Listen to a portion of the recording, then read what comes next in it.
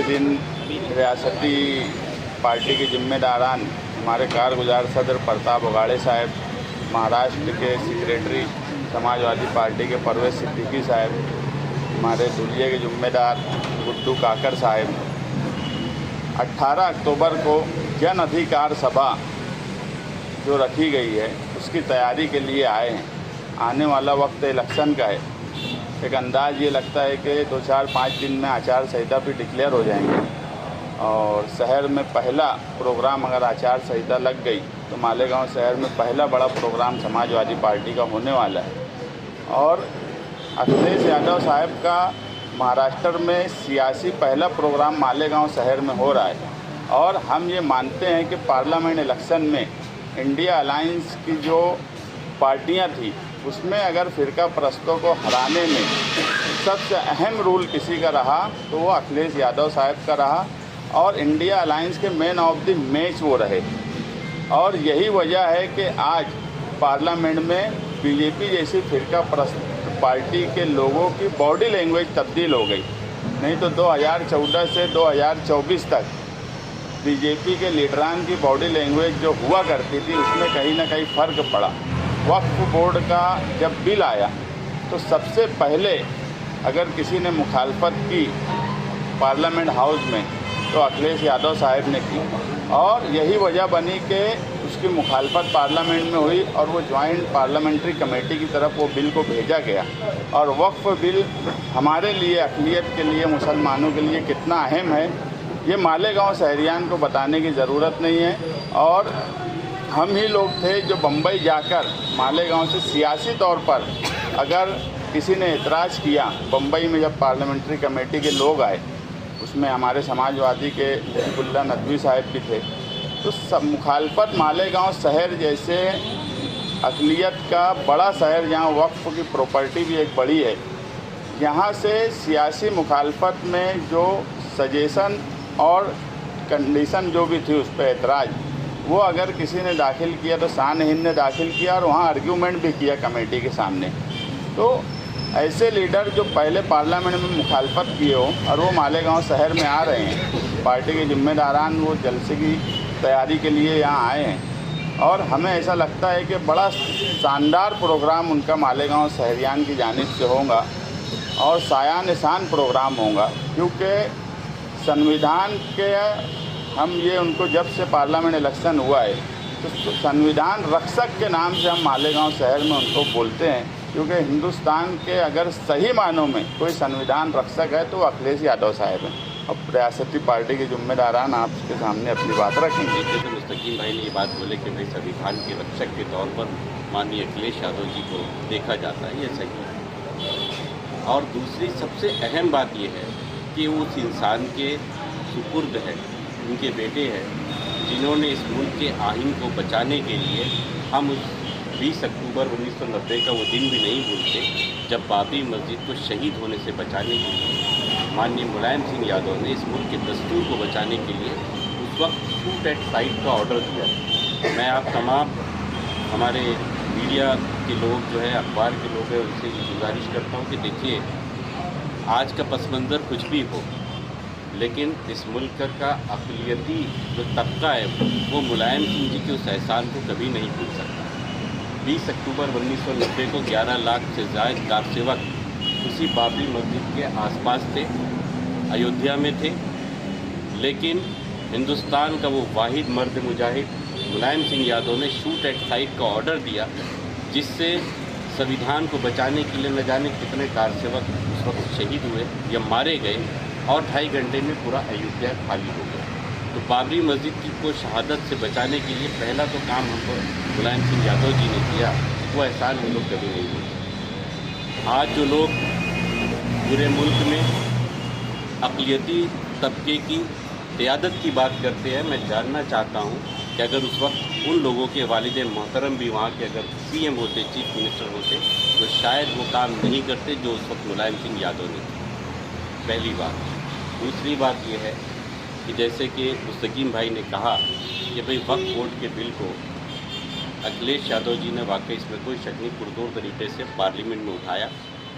आज हम लोग जब सोशल मीडिया और बहुत सारे वो लीडरान के जब बयानात पढ़ते हैं कि वक्त को हमने वक्त के बारे में हम बोलते हैं, कोई नहीं बोलता, वो ये बात भूल रहे हैं कि इस मुल्क के अंदर आज अगर अपोजिशन मजबूत नहीं होता तो आज हिंदुस्तान की सरकार उनके आगे झुकती नहीं, जॉइंट पार्लियामेंट्री कमेटी बनाती। जो मुस्लिम एमपी चुनकर आए, ये उनका फरीज़ा था वक्त के ऊपर बोलना, लेकिन इस मुल्क के दस्तूर की खूबसूरती ये है कि वो हमारे हिंदू एमपीज़ जिन्होंने हमारे वक्त के हिमायत में हमारे साथ हमारी आवाज़ से आवाज़ मिलाया, वो उनका एहसान है। तो इस मुल्क की खूबसूरती को नज़रअंदाज नहीं किया जा सकता। दूसरी बात, चूँकि मालेगांव शहर मेरे लिए नया नहीं है, आप में ज़्यादातर अखबार नवीस मेरे दोस्त हैं और वक्तन फ़ौक्तन कभी कभी हम लोगों की गुफ्तगू होती है। ये शहर जो है एक ऐसा शहर है जिसने पूरे महाराष्ट्र के अंदर नई सोच को जन्म दिया। ये हकीकत है कि यहाँ पर निहाल अहमद साहब का एक लंबा अरसा गुजरा है। बहुत सारी ताकतें उस वक्त उनकी ताकत को तोड़ने के लिए यकजा होती रही, लेकिन इस शहर ने मजबूती से उनका साथ दिया। और आज मैं समझता हूँ आली जनाब अबू आसिम आज़मी साहब की खिदमात को इस शहर के लोग कभी फरामोश भी नहीं कर सकते और करना भी नहीं चाहिए। अक्सर व बेशतर जब अबू आसिम आज़मी साहब से मालेगांव के ताल्लुक़ से बात होती है तो हम अक्सर व बेशतर कहते हैं हमने मालेगांव में ये किया, मालेगांव में वो किया। ब्लास्ट के वक्त मैं खुद, उसके बाद मेरा कई वक्त यहाँ पे हमने गुजारा है वक्त। ज़्यादातर लोग आप लोग जानते हैं 2-3 महीना हम लोग रहे। तो हम जब कभी अपने ज़बान पर उनके किए गए काम को बोलते हैं तो वो हमेशा मना करते हैं। मैं मालेगांव के अवाम के लिए जो करता हूँ अल्लाह की रज़ा के लिए करता हूँ, क्योंकि मालेगांव के मेरे मज़लूम लोग वो अगर मुझ जैसे मामूली से इंसान के पास अगर आकर कोई काम बोलते हैं तो मेरे लिए बड़ी खुशी की बात होती है। तो बहरकैफ आज हम लोगों का ये दौरा मालेगांव के अवाम को ये मैसेज, ये पैगाम देना है कि अखिलेश यादव जी का ये दौरा है जब 18 तारीख की रात में, तो मुझे पूरा यकीन है कि इस मालेगांव शहर के अंदर पूरे महाराष्ट्र की तारीफ लिखी जाएगी 18 तारीख को। और इसके लिए ये भी यकीन है कि मालेगांव शहर का हर नौजवान और हर बुज़ुर्ग जो जगह, जो स्टेडियम मुस्तकीम भाई ने तय किया है, खान मैडम और फातिमा मैडम ने मिलकर, पार्टी के तमाम लोगों ने मिलकर जो भी तय किया है, वो एक नई तारीख लिखेगा। इसकी यही उम्मीद के साथ आज हम लोग जो है कल धुलिया में थे, क्योंकि दूसरे दिन 19 तारीख को यही दौरा धुलिया में है उनका, अखिलेश यादव जी का। और महाराष्ट्र में हम लोगों ने महाविकास आघाड़ी से प्रायोरिटी के तौर पर मालेगांव की सीट मांगी है, धुलिया की सीट मांगी। हमने यही कहा है कि भाई हमारी ताकत जहाँ है, हमारे लोगों पे जहाँ एतबार है, हमने वही सीटें आपसे मांगी और इंशाअल्लाह ये सीट 200% हम लड़ेंगे।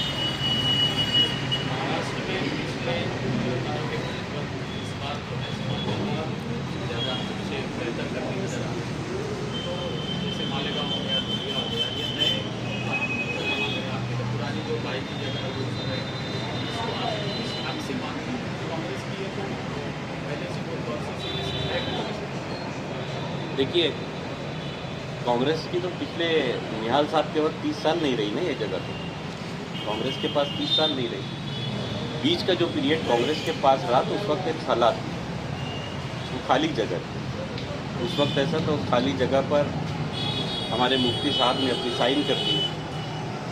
लेकिन इसका मतलब ये नहीं कि मालेगांव से समाजवादियों का कोई ताल्लुक़ नहीं रहा। हमारा हक ये है कि मालेगांव हमेशा से समाजवादियों का गढ़ रहा है, मालेगांव हमेशा तीसरी सोच के लोगों का गढ़ रहा है और मालेगांव के लोगों ने हमेशा जब भी सही मुतबादिल मिला है तो इसको रिज़ल्ट भी दिया।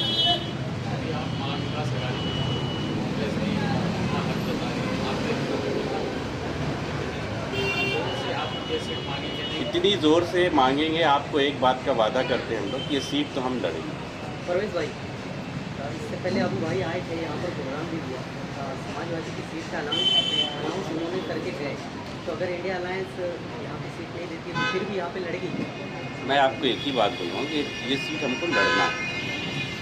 परवेज भाई, अभी आपने कहा 20 अक्टूबर 1990 को मुलायम सिंह यादव ने कार सेवकों पे गोलियां चलाने का ऑर्डर दिया। जी, इसी महाविकास अघाड़ी में एक लीडर है जो कहते हैं हमको बाबरी मस्जिद गिराने पर फख्र है अपने कार सेवकों पर, तो आप इसको किस नज़र से देखते हैं? अभी तो वो आपके साथ है।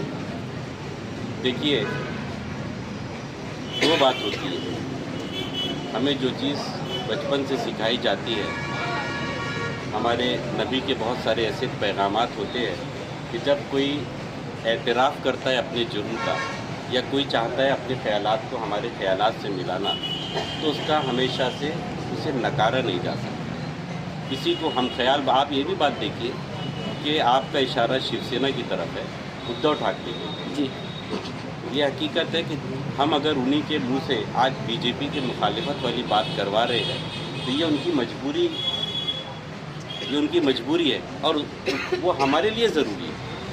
क्या होता है कि जब फसाद होता है तो हम ये देखते थे कि हमको सबसे ज़्यादा डर वहाँ रहता था जहाँ शिवसैनिक ज़्यादा तादाद में है ना। जब किसी गुंडे प्रकृति के आदमी को, जहन के आदमी को अगर कहीं का थानेदार बना दिया जाए तो उसकी जिम्मेदारी उसके उलट हो जाती है ना, अपोजिट हो जाती है। तो हिकमतन अगर शिवसेना का हमने बीजेपी की मुखालिफत में बुलवाना शुरू किया तो ये हमारी उपलब्धि है। हम एक आदमी जो अगर गलत काम कर रहा था या गलत का साथ दे रहा था, तो अगर वो आज हमारी ज़बान बोलने लगा है तो ये उसकी कामयाबी होगी। तो क्या शिवसेना की इस मजबूरी का समाजवादी फ़ायदा उठाएंगी? देखिए, इस वक्त फ़ायदा उठाना नहीं उठाने की बात नहीं, इस वक्त हमारे सामने मुल्क की बढ़ती हुई फ़िरका परस्ती है और इस वक्त सबसे ज़्यादा ज़रूरी है इस मुल्क में फ़िरका परस्ती को लगाम लगाना।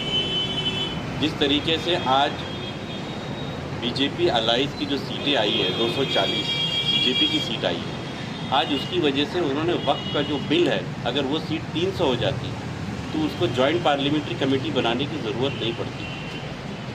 सुनिए ना, वक्त के बिल पे तो शिवसेना भी खामोश रहना अलग बात है और फेवर में बोलना अलग बात है। शिवसेना ने उसके फेवर में खड़े होकर अपनी साइन की क्या नहीं की? मुखालफत भी नहीं। अरे खामोशी का आप दूसरा नाम मुखालिफत भी तो समझिए। सिद्दीकी साहब, हाँ, रजामंदी वो सिद्दीकी साहब, फिरका परस्ती की आप बात कर रहे हैं। बीजेपी आज के हालात में बहुत बड़ी फिरका परस्त पार्टी है। एक तबका मजलिस इत्तेहादुल मुस्लिमीन को भी फिरका परस्त कहता है। समाजवादी पार्टी इसको किस नज़र से देखती है? बहुत साफ मौक़िफ़ है हमारा। अगर बीजेपी फिरका परस्ती की बात करती, किसी एक समाज की बात करती है, तो ये मान के चलना कि हम मजलिस के लिए दूसरा पैमाना नहीं रख सकते। जिस पार्टी का देश में फैलाव इस पर हुआ कि हटा दो पुलिस को, हम 20 करोड़ मुसलमान, 25 करोड़ मुसलमान, 100 करोड़ पर भारी है, हम उसकी मजम्मत करते क्योंकि वो भी ज़बान वही बोल रही है। उसकी शुरुआत वहीं से हुई और जिस मजलिस के लोग आज ये बात बोल रहे हैं कि अगर हमने कोई रैली निकाले और उस रैली को हमने लेटर, कल मैंने आली जनाब असदुद्दीन ओवैसी साहब का एक वीडियो देखा कि हमने लेटर लिखा समाजवादी को, एनसीपी को, कांग्रेस को। मैंने फ़ौरन फ़ोन किया कल हमारे पार्टी ऑफिस पे कि कोई लेटर आया था क्या? उन्होंने कहा कि हमें कोई लेटर नहीं मिला। पहली बात। दूसरी बात, जितने भी नौजवान भी अगर यहाँ बैठे हैं तो मैं आपको ये कहता हूँ कि आप सोचिए, जिस मुल्क में मौलाना सलमान अजहरी साहब के ऐसे कोई बयान नहीं दिया था जिसको उनको आज जेल की सलाखों के पीछे जाना पड़ा। उमर खालिद ने ऐसा कुछ नहीं कहा था जिससे आज वो जेल की सलाखों के पीछे जा रहे हैं। आज इसी मुल्क के अंदर पार्लियामेंट में अगर कोई ये बोल के निकल जाए जय फिलिस्तीन, और उसके बाद भी अगर कार्रवाई नहीं होती तो हमको तो सोचना पड़ेगा। हम जानते हैं महाराष्ट्र का हर मुस्लिम लीडर ने अपने नबी से, हर कोई मोहब्बत करता है, इसका पैमाना इनके पास नहीं है जो हमारी मोहब्बत को तोल सके। हर मुस्लिम लीडर ने अपने अपने तौर पर मेमोरेंडम दिया, मगर क्या वजह है कि आपकी रैली के लिए पूरी की पूरी रोड खाली कर दी जाती है? क्या वजह है कि आपको ये कहा जाता है कि आप आइए, मेमोरेंडम दीजिए और चुपचाप से वापस चले जाइए? क्या वजह है कि आपको सोशल मीडिया पर ऐसी पोस्ट आप डाल रहे हैं? हमारे नबी के शान में अगर रैली निकाले गए तो उसी रैली की फ़ोटो दिखाना चाहिए ना। इंडियन टीम अगर जीत कर आई है, वो चैम्पियन बनी है, तो अगर उससे वहाँ जाम लग गया तो वो फ़ोटो तो क्यों शाया करते? तो ये गलत बयानी करना ठीक बात नहीं।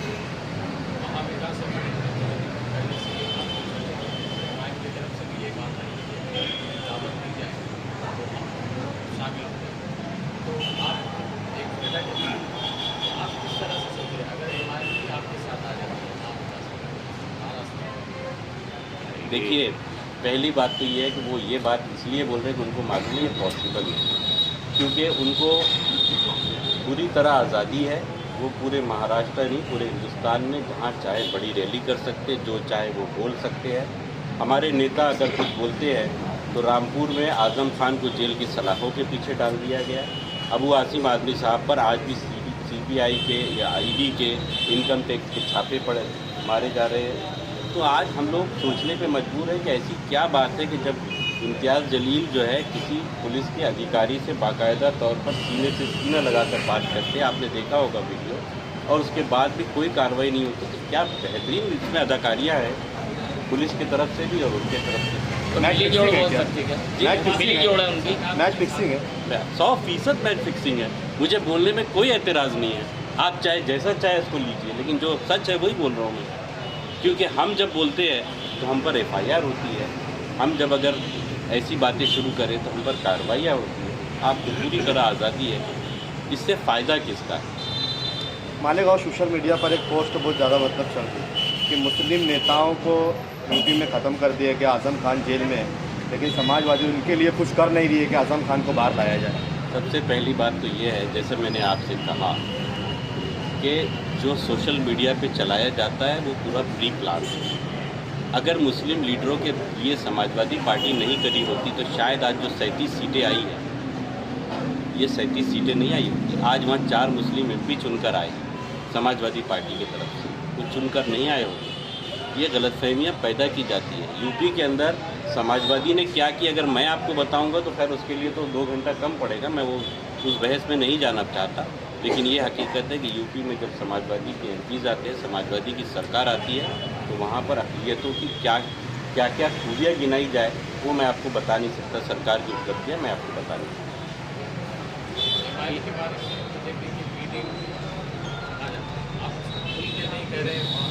नहीं, मैं खुद देखिए, मैं बहुत अपने ट्रांसपेरेंट हूँ। मैं हमेशा जो बात होता है साफ गोई से करता हूँ, किसी को अच्छा लगे बुरा लगे, नफ़ा हो नुकसान हो। लेकिन मैं बचपन से सियासत में, ये वाली सियासत में रहा, सोशलिस्ट सियासत में रहा। इनको यही सिखाया गया है जो सच है उसको तेज़ी से बोलो। मैं जानता हूँ इस वक्त मीडिया 2 जगह बटा है हिंदुस्तान में, एक दिल्ली में और एक हैदराबाद में। हम लोग मीडिया के सामने, सोशल मीडिया के सामने, तो सबके सामने हम लोग बड़े बौने हो गए।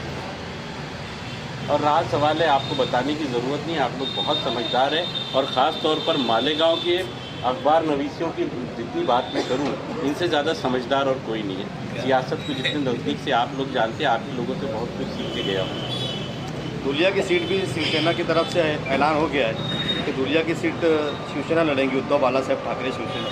क्या वो सीट आप छुड़ाने में कामयाब हो जाएंगे?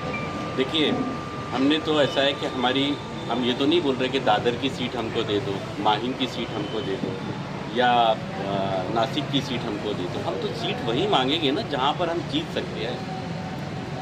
हम तो वही मांगेंगे, और हम ऐसी जगह सीट मांग के सीट को ख़राब भी नहीं करना चाहते। एक बात तो तय है, इस वक्त मुल्क के अंदर, जैसे अबू आसिम आदमी साहब ने परसों कहा मीडिया के सामने कि हम अपनी पार्टी को छोटी करने को तैयार हैं, सिर्फ इसलिए कि फ़िरका परस्त ताकतें हावी नहीं होना चाहिए।